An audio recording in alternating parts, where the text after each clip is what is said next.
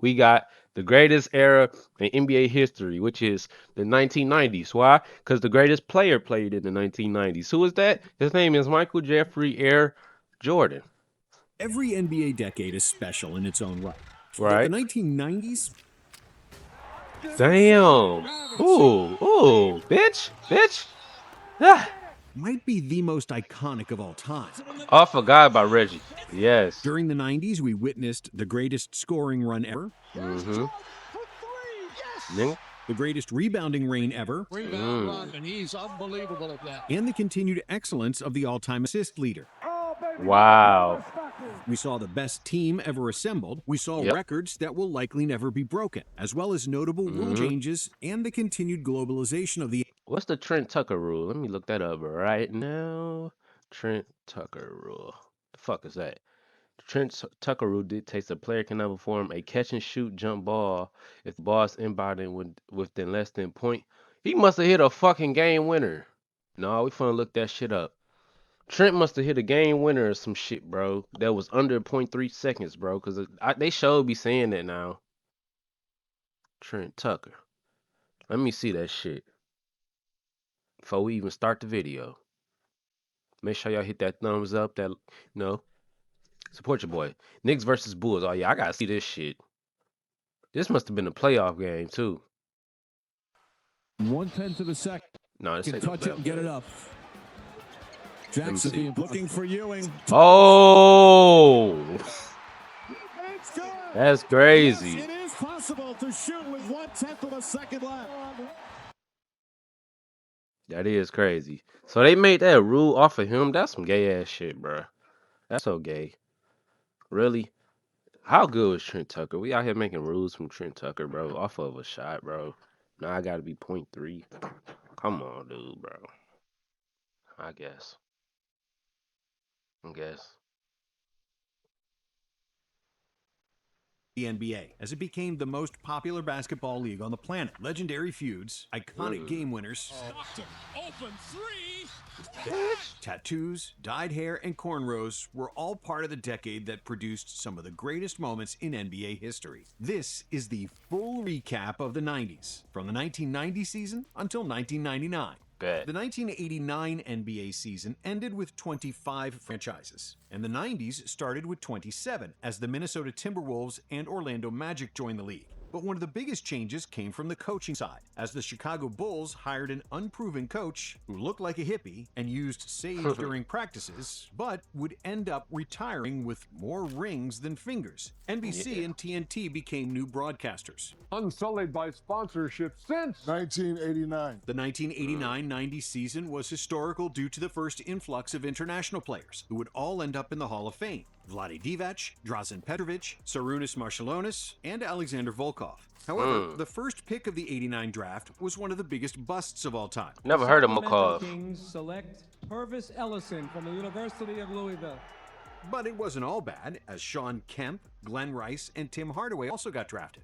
And yet, the biggest addition to any team was the one of David Robinson, who was the first overall pick in 1987, but decided to stay in the Navy for 2 years. With the Admiral in the lineup, the Spurs improved by 35 games, which was the biggest turnaround in NBA history at the time, and Robinson became just the second newcomer who won Rookie of the Year unanimously. Jordan led the league in scoring for the fourth consecutive season, but in one of the closest MVP ballots ever, where 4 different players had a realistic chance to win, MJ finished third in MVP voting, behind Charles Barkley and Magic Johnson, who won his third MVP award.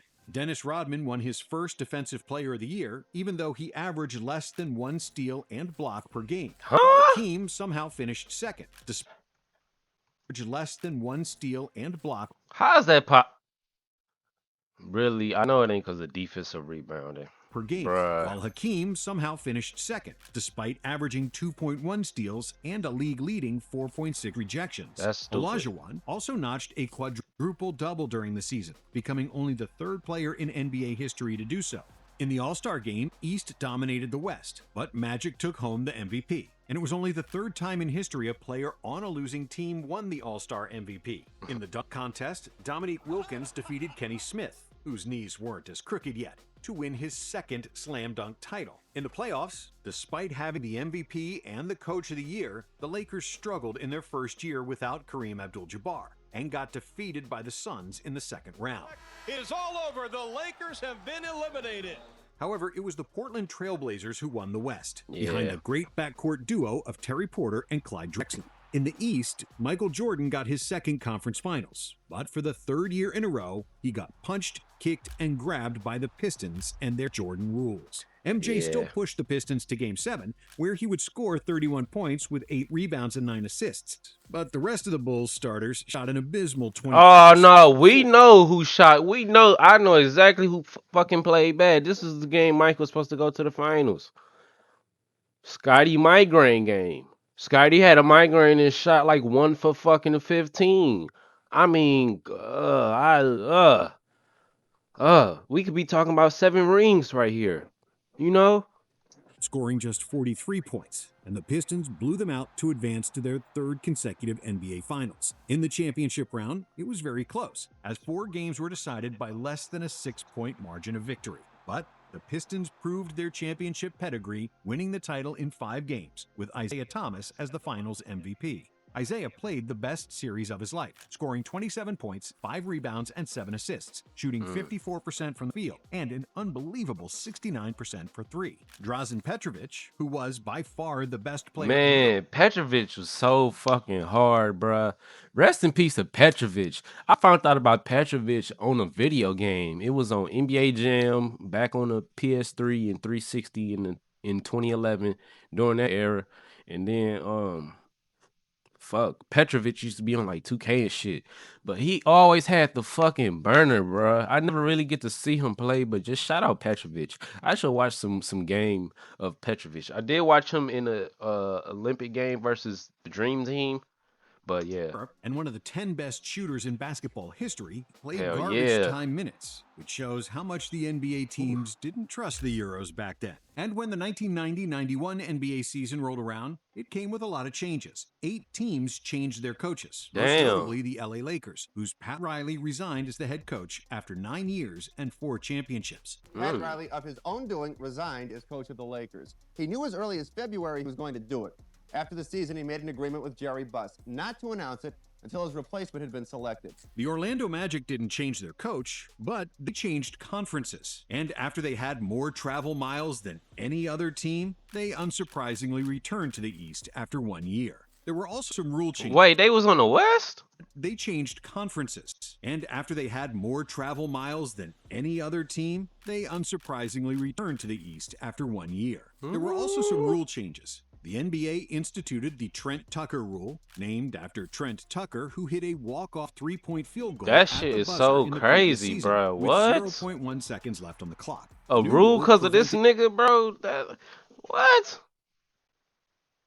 any shot from being taken with up to 0.2 seconds left in the period, except for tip-ins. And after years of hacking, What? mainly by the rough bad boy Pistons, the NBA introduced the flagrant foul. In the otherwise weak draft class, Hall of Famers Gary Payton and Toni Kukoc were drafted, even though the Croatian forward would stay in Europe for the next 3 seasons. The season started in Tokyo, at least for the Suns and the Jazz, who played their first game of the season in Japan, as the NBA became the first major professional sports league to play outside North America. On December 30th, 1990, Scott Skiles handed out 30 assists in a game against the Nuggets, Damn. which set an NBA record that still stands today. Rodman repeated as the Defensive Player of the Year. Hakeem changed his name. Barkley spat on a little girl sitting courtside. Jordan Ew. won another scoring title and his second MVP award. This was Come on, also Barkley, the first season bro. since 1981 that the Lakers didn't have the number 1 seed in the Western Conference, which is insane and tells you how great of a player Magic Johnson was. The Lakers would defeat Hakeem's Rockets and the Run TMC Warriors in the first 2 playoff rounds. But in the conference finals, everyone expected the number 1 seeded Blazers to advance to the finals again.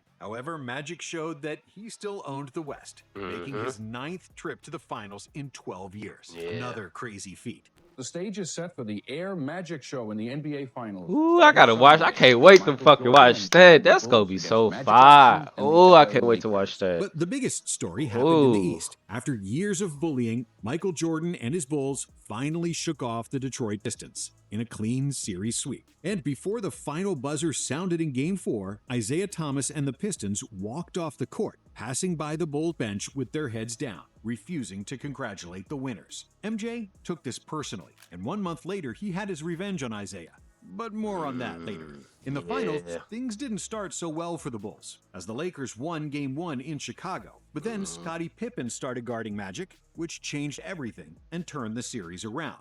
Jordan was absolutely spectacular, with 31 points and 11 assists, and nearly 3 steals. Damn, 11 assists? 55% from the field and 50% from 3. The 1991 Jordan was the best version of Michael, and it produced one of the most famous layups in NBA history.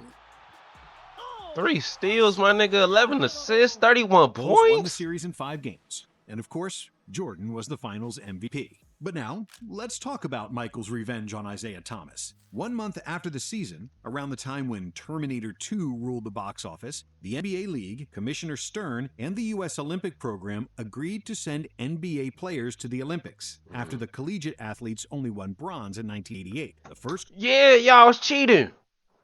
Y'all cheating. call was for Michael, who famously accepted to play, but only if Isaiah Thomas wasn't on the team. And on September 21st, 1991, it was officially announced that NBA stars would participate in the Olympics. The 10 players chosen were Charles Barkley, Larry Bird, Patrick Ewing, Magic Johnson, Michael Jordan, Karl Malone, Chris Mullin, Scottie Pippen, David Robinson, and John Stockton. When the public saw Isaiah off the list, the Olympic Committee received a lot of backlash.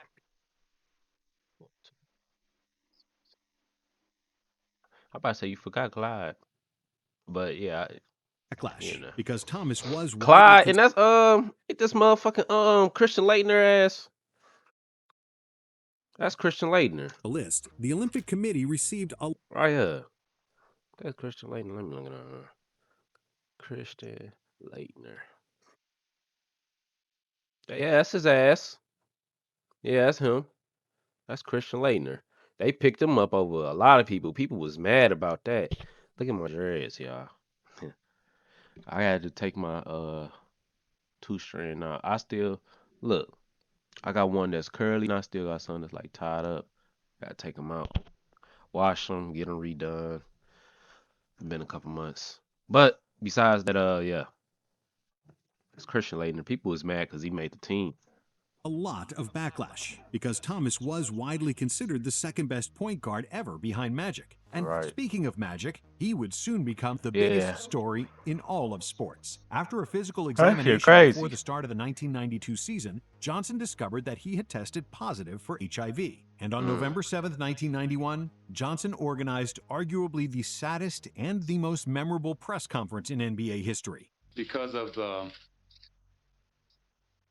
HIV virus that I have attained, I will have to retire from the Lakers today. In Magic's honor, Charles Barkley switched his number from 34 to 32, which he wore for the entire season.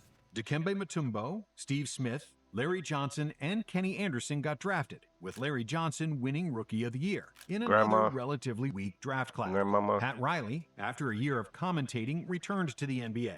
Pat Riley won 4 NBA titles in his 9 seasons with the Lakers. He left L.A. 3 years ago, worked here at NBC for a year, and then joined the Knicks for the 91-92 season. Who would become a defensive force and a perennial contender in the 91-92 season. Who would become a defensive force and a perennial contender in the East. But as the Knicks grew stronger, 2 other East powerhouses were at the end of their glory days and would soon fall into obscurity. Larry Bird played his last season with the Boston Celtics. And despite having to stretch for 2 hours before the game because of his bad back, he still averaged 20, 10, and 7. What? Over 40% for 3. The Celtics won 51 games, which would be their last 50-win season in 16 years.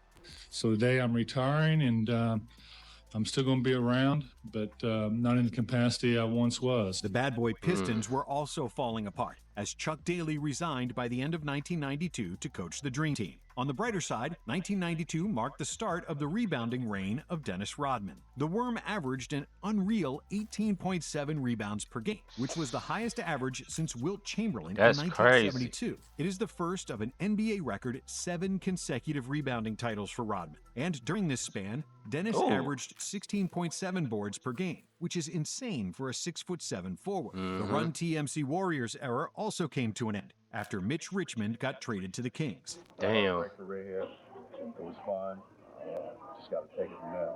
Luke Longley became the first Australian player to join the NBA, while Larry Brown became the first head coach to coach 2 different NBA teams in a single season, after resigning from the San Antonio Spurs to join the Clippers. Brown led the Clippers to the team's first winning season since their relocation to Los Angeles, ending Yeah, their they was San 15-year Diego. playoff drought. Another NBA Dang, record worth 15 mentioning years? was the Cavaliers' beatdown of the Miami Heat. On December 17, 1991, the Cavs crushed the Heat by a score of 148-80. The Damn. 68-point win stood as a record for nearly 3 decades until the Grizzlies defeated the Thunder by 73 in 2021. But the biggest story of the regular season wasn't any record, nor Jordan winning another MVP, or John Stockton leading the league in assists for the 5th consecutive season. The biggest story was, again, Magic Johnson. 3 months ago, he announced his retirement from the NBA after testing positive for the HIV virus. But he was voted by the fans as one of the starting guards for the Western Conference Stars. Even though some people had reservations about Johnson playing with HIV, as Charles Barkley eloquently said it, the players weren't going to have unprotected sex with Magic. Before the game started, Isaiah Thomas hugged Magic and kissed him on the cheek, which calmed everybody and provided one of the most sincere moments of camaraderie in sports history, including the final shot of the game, a three-pointer with 14 seconds to go, which ended the game prematurely. As all players ran onto the court to congratulate Johnson and exchange high fives. Magic was the MVP with 25 points and 9 assists. He In the balled that game. three-point shooting contest, the best shooter of all time was sitting in his father's lap, watching Del Curry lose the competition to Craig Hodges. After the All-Star break, the Lakers struggled without Magic, failing to win a playoff series for the first time in 11 years, losing 3-1 to the Blazers, who would go on to make the NBA Finals. If I had been playing with them, we wouldn't be in this situation that we're in now. We're missing the emotion. I thought that's what I brought to the team, where emotionally every night we were up and ready, and right now we don't have that emotional leader. In the East, Riley's Knicks pushed Jordan to the limit, but Michael was too good for John Starks, Yes, and he the Bulls was. won the series in 7. Then, after the Bulls eliminated the Cavs in 6, it was time for a showdown between the 2 best shooting guards in the league, Michael Ayer and Clyde the Glide. Some analysts speculated that the advantage Drexler had over Jordan was his outside shooting, to which Ooh. Michael responded that the advantage Drexler had over Jordan was his outside shooting, to which Damn. Michael responded with the best half of basketball in finals history. In the first half of Game 1, Jordan scored 35 points, setting records for most points in a finals half and most three-pointers in a half with 6. With 6 After of his 6th three-pointer, Jordan looked at Magic Johnson, who was commentating the game, and shrugged, forever marking his performance as the Shrug Game. And even though the Blazers kept the series interesting, with the series tied after Game 4, MJ was simply on another planet, and the Bulls clinched their second NBA championship in 6 games. I haven't Jordan, watched of that finals. course, I gotta was the watch finals it. MVP, with averages of 35, 5, and 6, including 43% shooting from deep, while Drexler only shot 15% from downtown. Chat, if you're new and haven't watched any of my videos and you're wondering, will you ever watch a game? I do watch games, and some of these finals of this recording, I probably watched 98 finals and part of 97, but I really haven't watched no Michael Jordan full finals for real, and I'm going to watch all of it. I'm going to watch all of Larry Bird finals, and maybe even Magic. Hakeem possibly, but I have to check Shaq. I'm gonna just watch everything, bro. As time go on, y'all will see. As the short-lived debate on the best shooting guard in the world was settled. But MJ and Clyde would become teammates just several weeks later, as they joined the rest of the Dream Team in Barcelona. Hey. The 1992 Olympic Dream Team became legendary for the amount of Hall of Famers that cruised to a gold medal. with the hype around a single basketball team that would likely never be repeated again. But before the Olympics even started, one guy that was supposed to be on the Dream Team just got drafted to the NBA. The Orlando Magic selects Shaquille O'Neal from Louisiana State University. Shaquille O'Neal was the #1 overall pick in the '92 draft, which also had other notable players like Alonzo Mourning, Latrell Sprewell, Robert Horry, and Christian Laettner, who famously got selected to the Dream Team instead of Shaq. But when the NBA season started, O'Neal quickly asserted his dominance and showed the Olympic Committee they made a mistake. Shaq's unique blend of power, size, and agility made him a nightmare for opposing defenders, as well as NBA rims. Shaq famously brought down the entire stanchion in Phoenix, resulting in the entire basket construction collapse. When he did it again in New Jersey, destroying the shot clock that landed on his head, the NBA realized that they needed to change something to withstand the Shaq attack. Damn!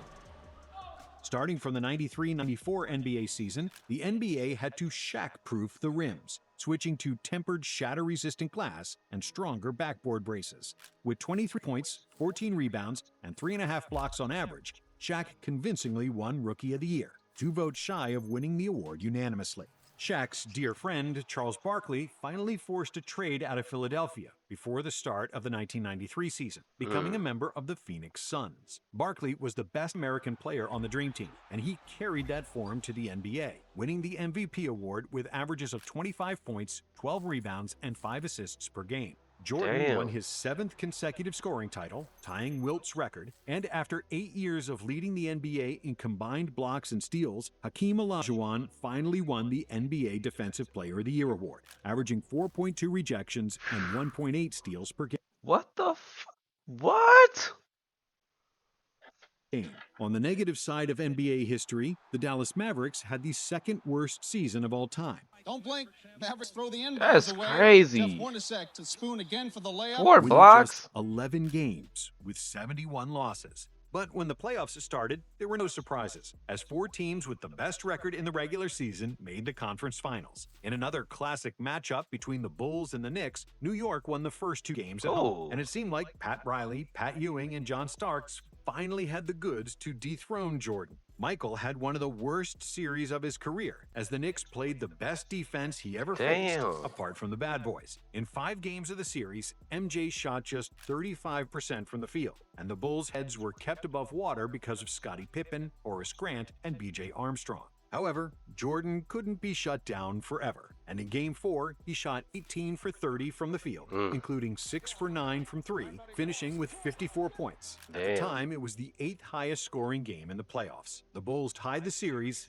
and then they won the next 2 games as well, advancing to their 3rd consecutive NBA Finals. In the West, Phoenix and Seattle kept exchanging leads, and the series would eventually be decided in Game 7. And after he closed out the previous series with a game winner against the Spurs, Charles Barkley dominated in the clutch again, finishing with 44 points and 24 rebounds. Dominated in the clutch again, finishing with 44 points and 24 rebounds, and pushing the Suns to their first NBA Finals since 1976. I might have to watch that. Shit. I don't know if I go that far, y'all. Damn, 44 and But 24? 2 days before the finals started, a tragedy struck. While driving to the Eurobasket qualifying game in Munich, a Volkswagen Golf crashed into a truck. Drazen Petrovic, who was sleeping on the passenger seat and wasn't buckled in, died in the crash.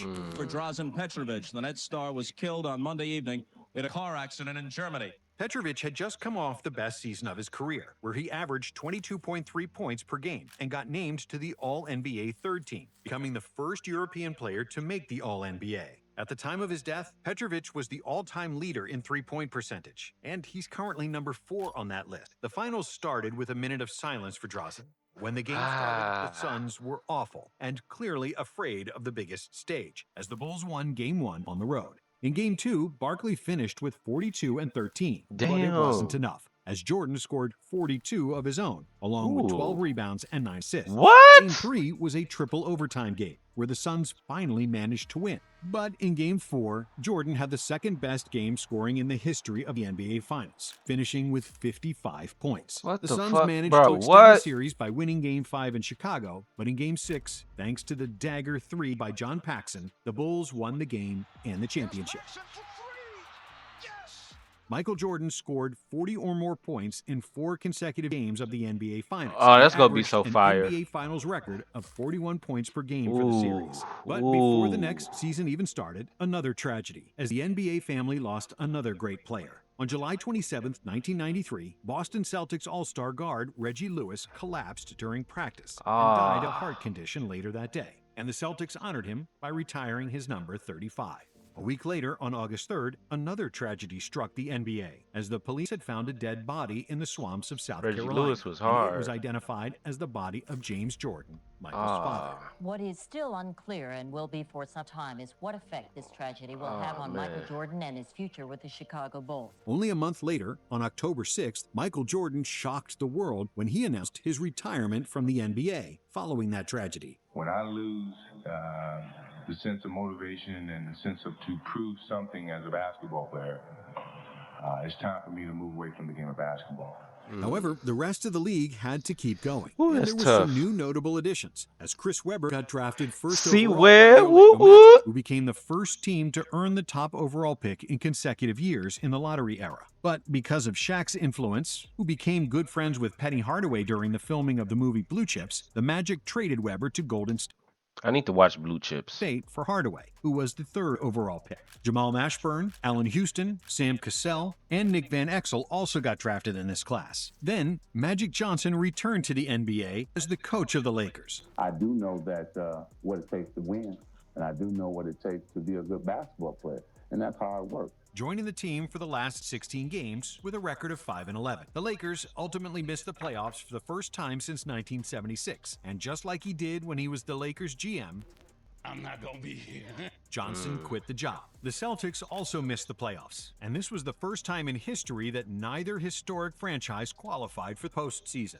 This storied rivalry has been reduced to a couple of clubs barely over break-even. Magic's good friend Isaiah Thomas suffered a torn Achilles during the season, which forced his retirement from the NBA, just like Bill Laimbeer, who also decided to hang them up. On the other hand, another bad boy was thriving. Dennis Rodman, now playing for the Spurs, continued to dominate the glass with 17 rebounds per game. On top of his on-court performance, Rodman fully embraced his inner Man, battle what is and that? started to dye his hair almost every game. His front court teammate David Robinson notched a quadruple-double, which was just the 4th and the last time it happened in an NBA game. And to win a scoring title over Shaq, Robinson went berserk in the final game of the regular season, scoring 71 points, the 7th highest scoring game ever at the time. Reggie Miller became just the 3rd player in NBA history to shoot 50, 40, 90 for the season, joining Larry Bird and Mark Price. Mahmoud Abdul-Rauf shot 95.6% from the free throw line, which was the 2nd best mark in NBA history, behind Calvin Murphy's 95.8% from the 81 season. Abdul-Rauf hit 219 out of 229 free throws in 94.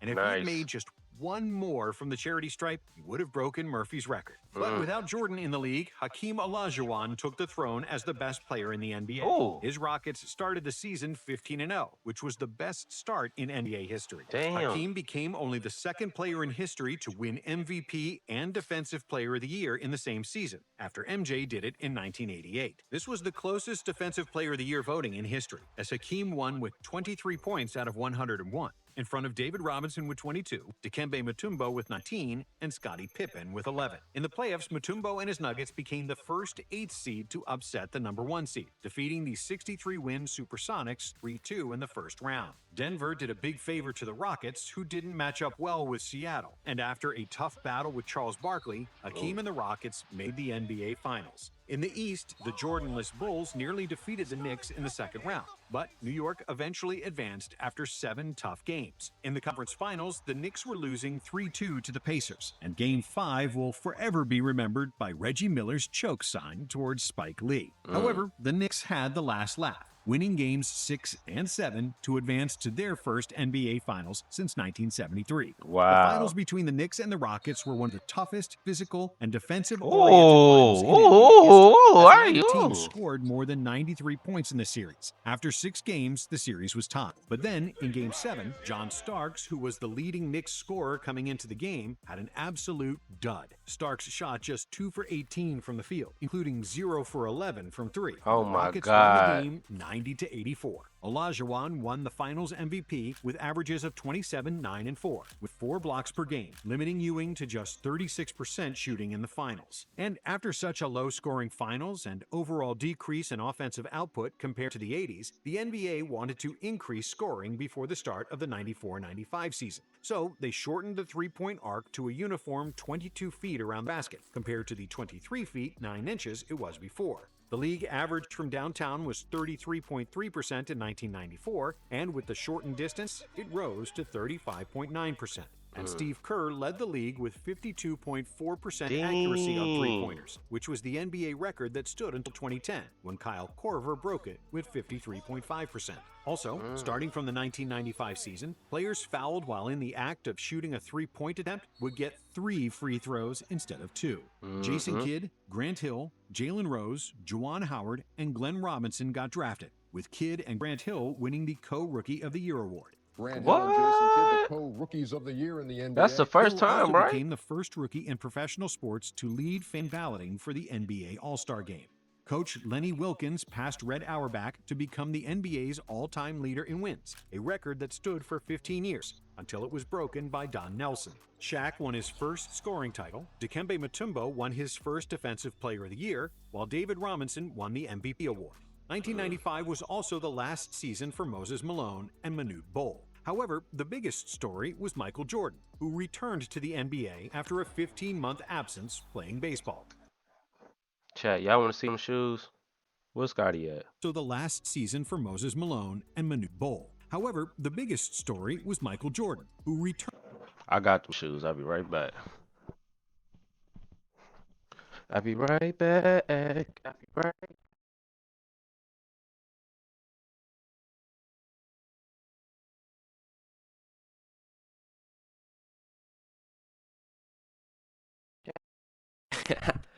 My boy Scottie. Chat. Same exact shoe, my bro. My 10s. Same shoe.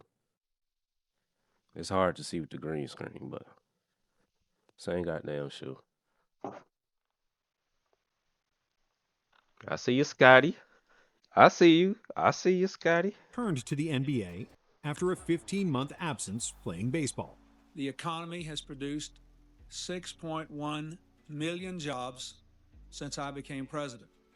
And if Michael Jordan goes back to the Bulls, it'll be 6,100,001. Jordan's announcement became legendary, as it consisted of just a 2-word fax. I'm back. That's all Jordan said on Saturday. That was really all Jordan needed to say as his 17-month retirement came to an end. Since the Bulls had already retired his number 23, MJ started wearing number 45. And in just the 5th game since he returned, MJ scored 55 in the Madison Square Garden in the famous double nickel game. But the number 45 wouldn't last long. After Game 1 of the conference semifinals against Orlando, when Nick Anderson stole the ball from Michael in the final minute, which clinched the game for the Magic, Anderson boasted that 45 is not 23, alluding to the end of Michael's dominance in the NBA. So, for the next game, Jordan returned to the number 23, scoring 38 points in Game 2 and tying the series. However, due to the inferior front line, the Bulls couldn't battle Shaq and Horace Grant, and the Magic won the series in 6 games. The Indiana Pacers played another memorable series against the Knicks, highlighted by Reggie Miller's legendary 8 points in 9 seconds to steal Game 1 in New York. Oh, man. Retreats to the three-point line and hits again.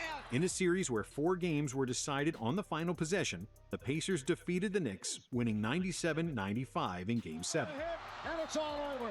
The Indiana Pacers have defeated the New York Knicks. The East Finals would also go to 7 games, with Orlando edging out the Pacers to advance to their first NBA Finals, becoming the first of the 1980s expansion franchises to reach the championship round. In the West, the Rockets overcame a 2-1 deficit against the Jazz to win the series 3-2. But their championship dreams seemed to be over against the Suns, who had a 3-1 lead in the second round, with a double-digit advantage in Game 5. But Houston persevered and completely turned the game and the series around. In Game 7, the Rockets won 115-114 on a Mario Elie three-pointer. Later, In the conference finals, Hakeem embarrassed David Robinson with this filthy move. Olajuwon was mad that Robinson won the MVP over him, and he completely outclassed his rival with 35 points, 12 rebounds, 5 assists, and 4 blocks per game. Before the finals, Shaq was partying with teammate Dennis Scott for a week straight. But still, they were inches away from winning Game 1. Up by 3, the Magic's Nick Anderson had 2 free throws, but he missed both. However, Anderson grabbed his own rebound, and with 10 seconds to go, he got fouled. If he made only 1 free throw, Orlando would have won. But Anderson missed his 2 freebies again. And he misses 4 straight. The Rockets had the final possession, and Kenny Smith tied the game with a three-pointer, which was the 7th three he made that game. And that set an NBA record for most three-pointers in a finals game, which wouldn't be broken until 2010. In overtime, the game was tied with 5 seconds to go, when Olajuwon tipped in the miss by Clyde Drexler to win the game for the Rockets. Houston then won the next 3 games to repeat as NBA champions, and their 7 consecutive wins on the road was an NBA playoff record. Houston was the lowest-seeded team ever to win the NBA Finals, winning as the 6th seed. The Rockets also became the first team to defeat 4 opponents who had 50 or more wins en route to a title. And one day after the finals concluded, the first ever NBA lockout ensued due to the labor dispute with the salary cap, free agency, a rookie salary cap, and revenue sharing. But unlike some future lockouts, a new collective bargaining agreement was reached before the season started, and no games were lost. The NBA established its first Canadian teams since the 1946-47 Toronto Huskies. As the Toronto Raptors and the Vancouver Grizzlies made their debuts as the NBA's 28th and 29th. Vancouver. Okay, I want to see this. So they still had the Bullets at the time. We don't have the Bullets no more. They the Wizards. The Nets is in Brooklyn now instead of New Jersey.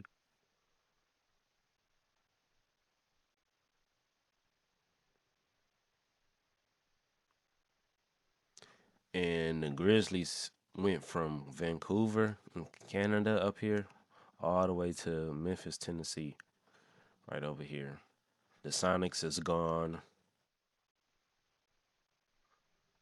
Franchises. Pat Riley became the new head coach and team president for the Miami Heat, for which Miami paid a $1 million fine and first-round pick to New York because they were found guilty of tampering with the former Knicks coach. During the offseason, Jordan was filming Space Jam, while also maniacally training to get himself into the best shape of his career. Kevin Garnett got drafted by the Minnesota Timberwolves, becoming the first high school player to enter the NBA since Moses Malone in the late 70s. Rasheed Wallace, Michael Finley, Jerry Stackhouse, and Damon Stoudemire also got drafted in this class, with Stoudemire winning Rookie of the Year. Magic Johnson returned to the NBA after a 4-year absence, playing 32 games for the Lakers, before finally retiring for good at the end of the season. But it was actually Mahmoud Abdul-Rauf who became the most talked about player in the NBA when he refused to stand for the American national anthem, stating that the flag was a symbol of oppression, of tyranny. On March 12, 1996, the NBA suspended Abdul-Rauf for his refusal to stand,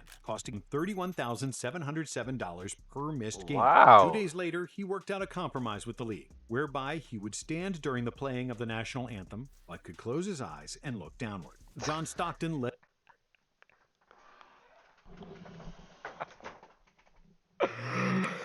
Oh, what, bro? What, bro? Come on, bro.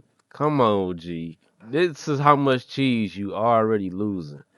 You losing 31 bands a game. Come on, G. Abdul-Rauf for his refusal to stand, costing him $31,707 per missed game. 2 days later, he worked out a compromise with the league, whereby he would stand during the playing of the national anthem, but could close his eyes and look downward. This John nigga's Stockton crazy, led the bro. NBA in assists for the 9th consecutive year, and during the season, he became the all-time leader in assists and steals. Hakeem Olajuwon became the all-time leader in blocks, while Robert Parrish broke Kareem's record of most games played. Man, Rob's still in the league. This 95. All-time leader in blocks, while Robert Parrish broke Kareem's record of most games played. And 4 years after the movie White Men Can't Jump came out, Brent Perry won the slam dunk contest as the first white player to do so, and the only one until Mac McClung won in 2023.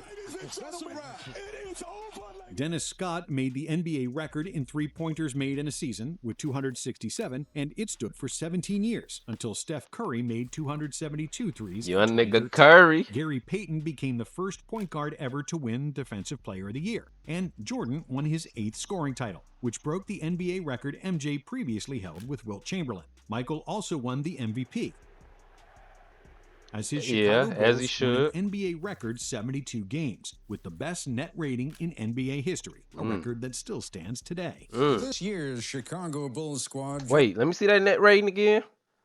Bulls, OKC, Bulls.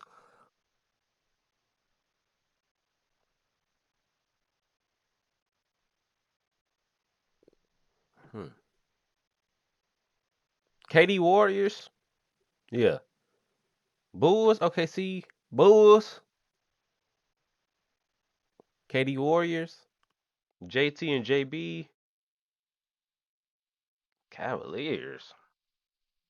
NBA history, a record that still stands today. This year's Chicago Bulls squad just may go down as the greatest team of all time. The Bulls steamrolled through the playoffs, losing just one game on their way to the NBA Finals, where they met the Seattle Supersonics, led by Gary Payton and Shawn Kemp.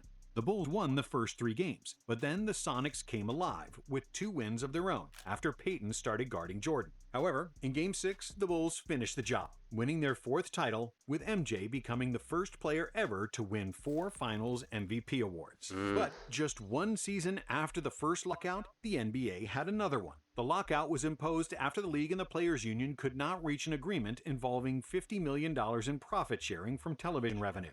But after just a few hours of negotiations, the players' union and the league reached an agreement. In the 96-97 season, the NBA salary cap was roughly $24 million.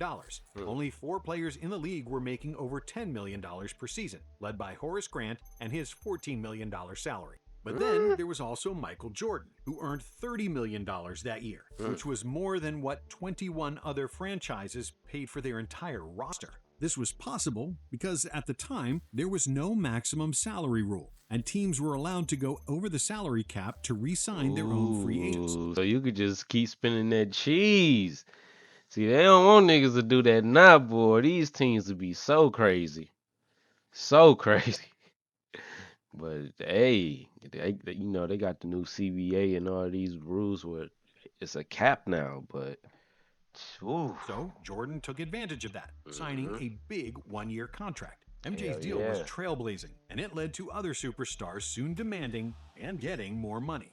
The 1996 free agency was the first modern free agency, where a plethora of superstars started talking to the entire league in order to get the best offer. Before 1996, no NBA player had signed a $100 million contract. No player had made $20 million in one season. But then, a big splash, as the biggest fish in free agency changed oceans, deciding to move from the Atlantic coast to the Pacific. If there is demand for a product, the price of the product goes up. If a bidding war ensues, the price of the product goes way, way up. And that brings us to Shaquille O'Neal.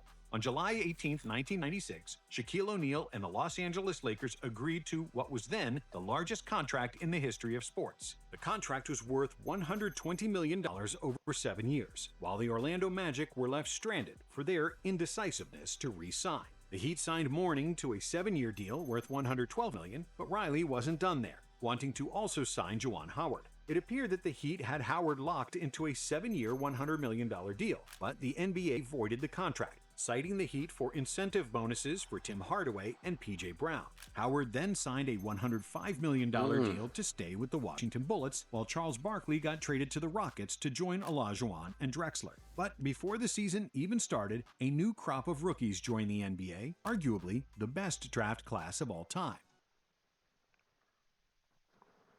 We got Steve Nash, Kobe.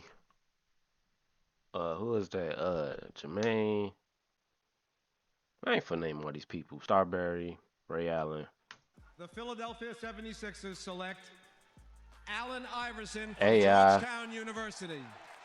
Allen Iverson was the #1 overall pick, but there was also Kobe, who followed KG's path and came directly from high school. I have decided to skip college and take my talent to the NBA.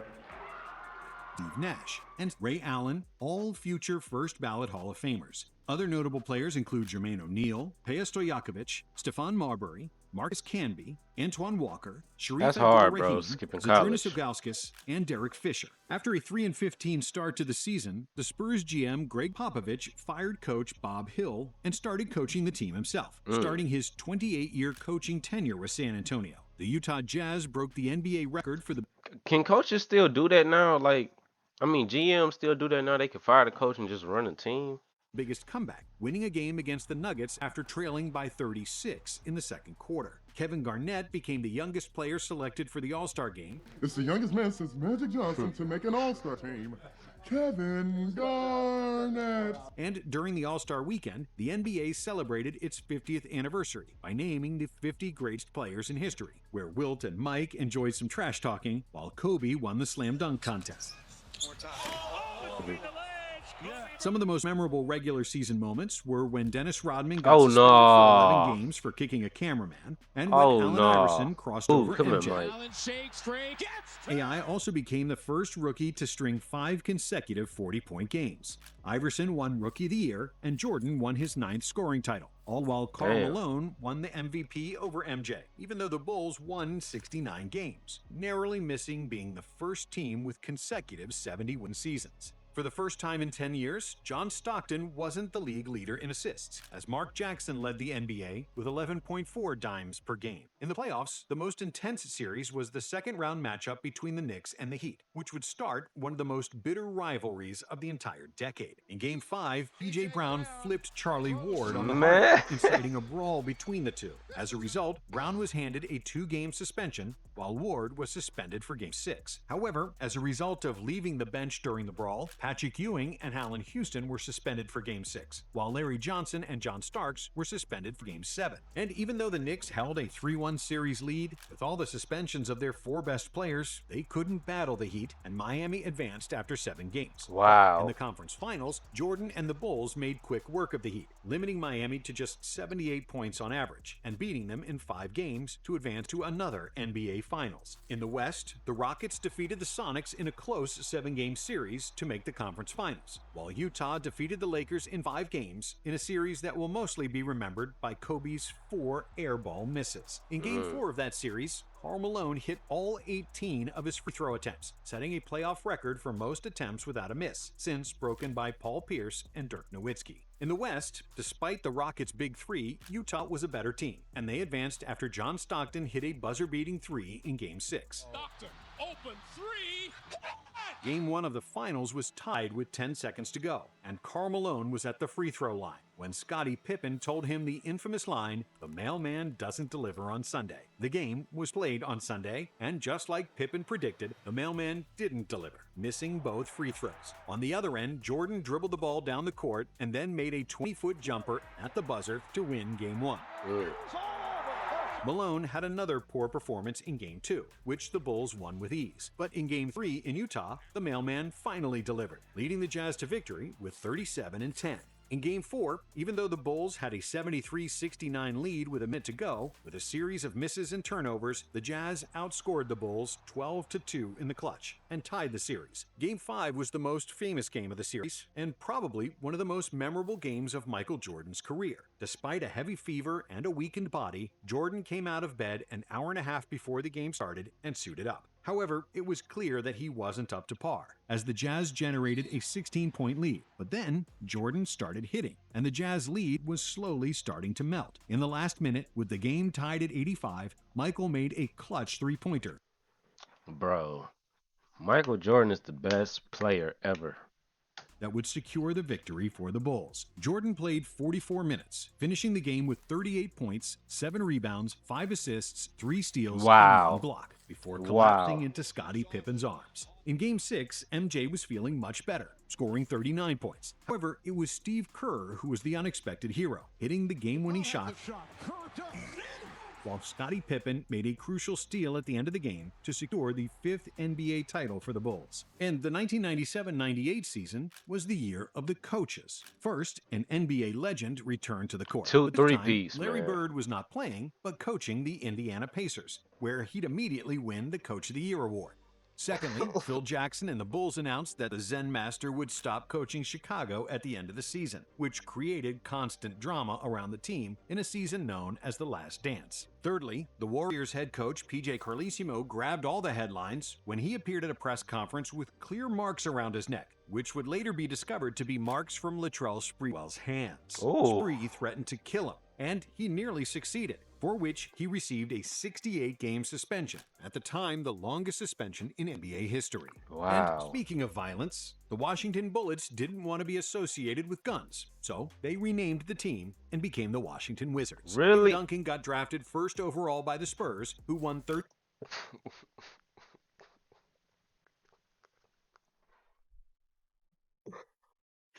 Oh my God, really, bro? Is it that serious, bro? Is it that serious, bro? Longest suspension in NBA history. And speaking of violence, the Washington Bullets didn't want to be associated with guns, so they renamed the team and became the Washington Wizards. Tim Duncan got drafted first overall by the Spurs, who won 36 games more than the previous season, which was the biggest turnaround in NBA history.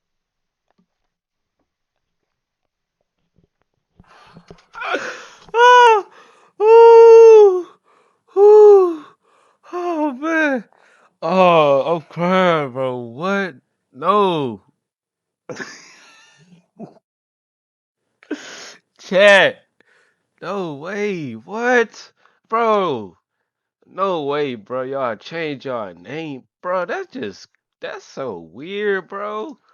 What? Time the longest suspension in NBA history. And speaking of violence, the Washington Bullets didn't want to be associated with guns, so they renamed the team and became the Washington Wizards. Tim Duncan got drafted first overall by the Spurs, who won 36 games more than the previous season, which was the biggest turnaround in NBA history. Hall of Famers Tracy McGrady and Chauncey Billups also got drafted. The NBA reverted the three-point line back to 23 feet 9 inches at the top of the key, while the distance from the corners remained at 22 feet. The league average dropped from 36% accuracy and 6 made threes in 1997 to 34.5% and 4.4 made three-pointers in 1998. Wow. Now, for comparison, in the 2024 NBA season, teams averaged 12.8 makes from downtown, with a 36.6% accuracy. Violet Palmer and Dee Kantner made history, becoming the first female officials in major American sports leagues. The Denver Nuggets made the history books as the 4th team ever to lose 70 games in a season, finishing with an 11-71 record. On February 27th, the Indiana Pacers defeated the Portland Trailblazers, 124-59, marking the first time in NBA history that one team scored more than twice as many points as its opponent. AC Green joined the record books as the NBA Ironman, surpassing Randy Smith's record of 906 consecutive games played. Whoa! Surpassing Randy Smith's record of 9. Bro, what? My calculator at?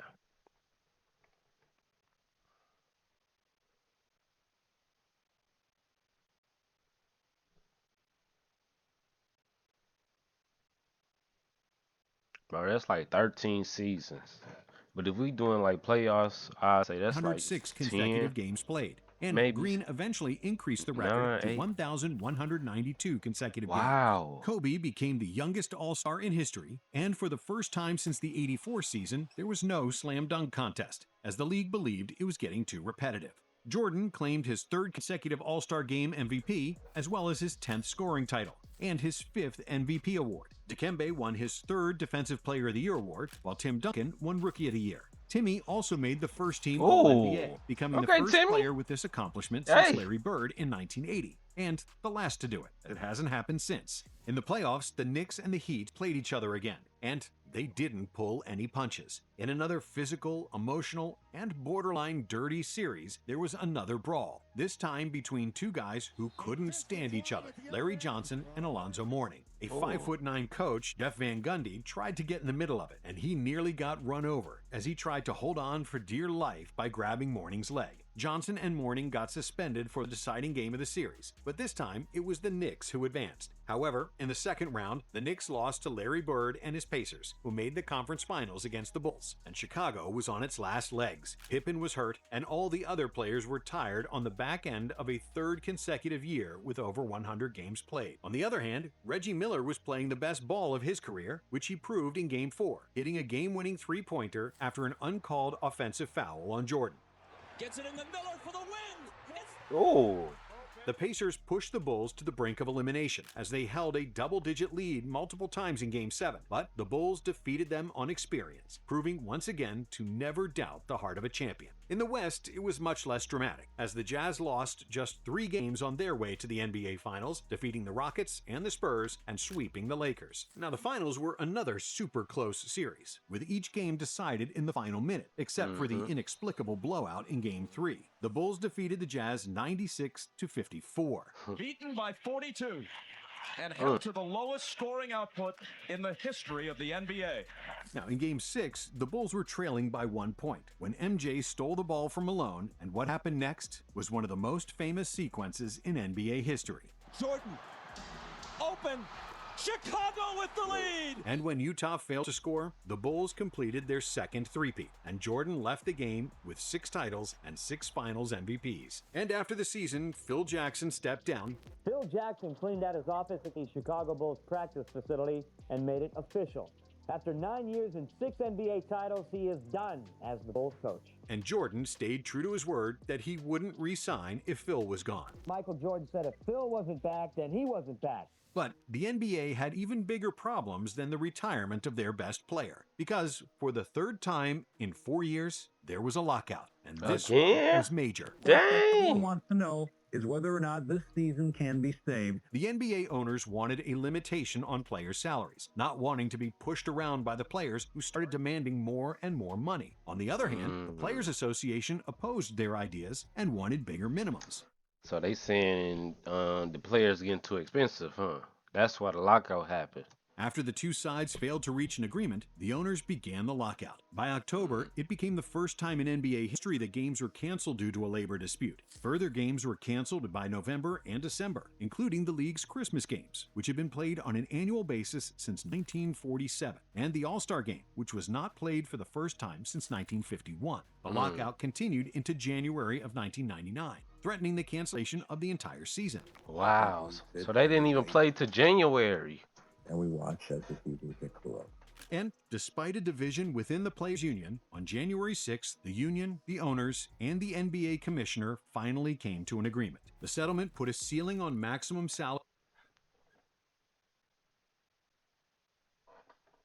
for players and a pay scale for first-year players, which ended the lockout after 204 days. On January 13th, 1999, while the lockout was still ongoing, Michael Jordan officially announced his retirement for the second time. I want to say thank you to both of the gentlemen here, Mr. Stern and Mr. Reinsdorf, for presenting me with the opportunity to play the game of basketball. When the play resumed, the regular season was shortened to 50 games per team as opposed to the normal 82. And to preserve games between teams in the same conference and shorten flight time, some teams didn't meet each other at all during the course of the shortened season. Dirk Nowitzki, Paul Pierce, Vince Carter, Antoine Jameson, Jason Williams, Mike Bibby, and Rashard Lewis got drafted. Scottie Pippen joined Hakeem and Barkley in Houston, while the Bulls missed the playoffs completely. So the draft didn't even happen either until so the season has to be set for the draft to happen. Okay. For the first time in 14 years. They would also become the second defending champion in NBA history that failed to make the playoffs, joining the 69-70 Boston Celtics, who missed the playoffs after Bill Russell's retirement. Karl Malone became the oldest player ever to win the NBA MVP, Vince Carter won the Rookie of the Year, and Allen Iverson won his first scoring title. In the playoffs, the Spurs lost just 1 game on their way to the NBA Finals, sweeping the Lakers in the second round and then the Blazers in the conference finals. In the East, the Knicks had another nail-biter against the Heat, winning the series with Allen Houston's buzzer beater in the deciding Game 5. The Knicks became only the second number 8 seed to advance in the playoffs by defeating a number 1 seed. The Knicks' Cinderella story continued as they swept the Hawks in the second round and then defeated the Pacers in 6 games to reach the NBA Finals, thus becoming the first 8th seed to reach the finals, something that would later be repeated by the 2023 Heat team. However, in the series against Indiana, the Knicks lost Patrick Ewing to injury, which proved to be an insurmountable loss against the Spurs and their Twin Towers. And even though they had two great scorers in Allen Houston and Latrell Sprewell, Tim Duncan destroyed the Knicks in the post, leading the Spurs to a 4-1 victory and their first NBA championship. Thus, the 90s concluded as arguably the most legendary era of NBA basketball. Thank you for watching. And if you like this one, subscribe and watch some more nonstop. Hey, man, that was a freaking banger, bruh. Man, 90s was the best era. What do y'all think? Do y'all think was it the 90s, the 80s, the 70s, 60s, 50s, 40s, 10s, 2000s, 20s, or even if you are watching this in the future, is this the 30s or the 40s? It's your boy Cal. Hit that thumbs up, hit that subscribe button. I appreciate y'all for watching. Peace.